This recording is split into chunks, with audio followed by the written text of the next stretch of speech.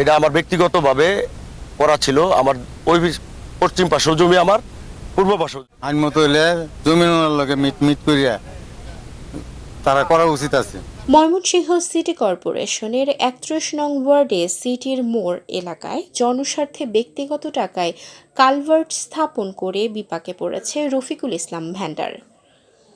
অতীত এবং বর্তমান প্রাকৃতিক পরিবেশ পরিবর্তনে পানির স্রোতের ধারা পাল্টে গেলেও একটি মহল জনস্বার্থে কালভার্টটি সরাতে দিচ্ছে না। কালভার্ট নির্মাণে পাথর ও বালি দীর্ঘদিন ধরে পড়ে থাকলেও বেশ কিছুদিন আগে কে বা কারা নিয়ে যায়। স্থানীয়রা জানায়, বর্তমান কালভার্টের একপাশে পুকুরের বাঁধ ও বাউন্ডারি নির্মাণ করায় এদিকে পানি যাতায়াত সম্ভব না। তবে কালভার্টটির বর্তমান অবস্থান থেকে কিছুটা দক্ষিণে স্থাপন করলে পূর্বের ন্যায় পানির স্রোত বহাল থাকবে বলে মনে করছেন এলাকাবাসী। সচেতন নাগরিকরা মনে করছেন, সিটি কর্পোরেশন জমির মালিক ও স্থানীয়দের নিয়ে বসলেই সমাধান হয়ে যায়। আমি রফিকুল ইসলাম ভ্যান্ডার, দলিল লেখক ও স্ট্যাম্প ভ্যান্ডার। বিষয় এই কালভার্ট প্রসঙ্গে, এই কালভার্ট এটা আমার ব্যক্তিগতভাবে করা ছিল। আমার ওই পশ্চিম পাশেও জমি, আমার পূর্ব পাশেও জমি। আমার এখানে মাছ চাষ করতাম। মাছ দুইটা পুকুরে চলাফেরা করার জন্য আমি ব্যক্তিগতভাবে এই চুঙ্গাটা দিয়েছিলাম যেন আমার এই মাছগুলির সুবিধার্থে। এখন যখন এই ফুল রাস্তাটা পাকা হবে, তখন কন্ট্রাক্টর এবং আমার ওয়ার্ড কাউন্সিলর আসাদুজ্জামান জামাল তার সাথে আলোচনা করে যে ভাই এটা তো আসলে সরকারি খাস জমি না, বা এখানে আগে পূর্বে কোনো পুলও ছিল না। ৮৮ বন্যার সময় যখন ভাঙা যায়, গাতা হয়ে গেছে, তখন এটা আমি নিজের খরচে নিজে করছি। তো এখন যেহেতু স্থায়ীভাবে একটা পুল করবেন, তাইলে যেদিকে নামা জায়গা, যেদিক দিয়ে পানিটা ভালোভাবে নিষ্কাশন হবে, ওই দিক দিয়ে করেন। তো ওই সামনে একটা পুকুর আছে, ওই পুকুরে সোজা করার কথা ছিল।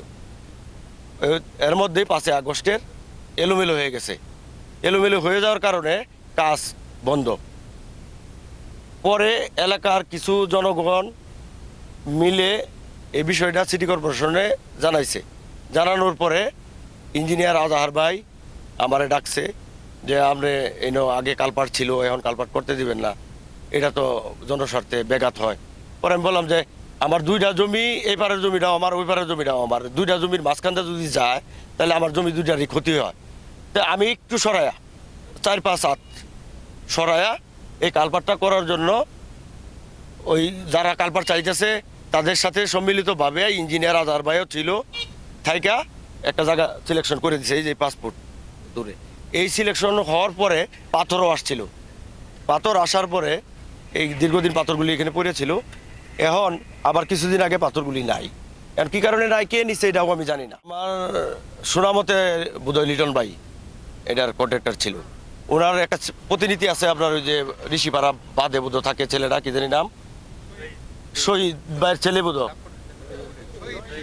ও এনে ছিল প্রেজেন্ট থেকে। ওরে দেখাই দিছে যে তোমরা এই দিক দিয়ে কাজটা করে। তাই আমি যে জায়গাটা দেখাই দিছি ওই দিক দিয়ে হোক। আর যেটা আসলে পানি নিষ্কাশনের জন্য বেশি সুবিধা, যেটা নামা জায়গা, যেটা নিচু জায়গা, যে দিক দিয়ে পানিটা ভালোভাবে নিষ্কাশন হবে, ওই দিক দিয়ে করলে সবাই উপকৃত হবে। আমি এবং এলাকার সকল মানুষের উপকার হবে।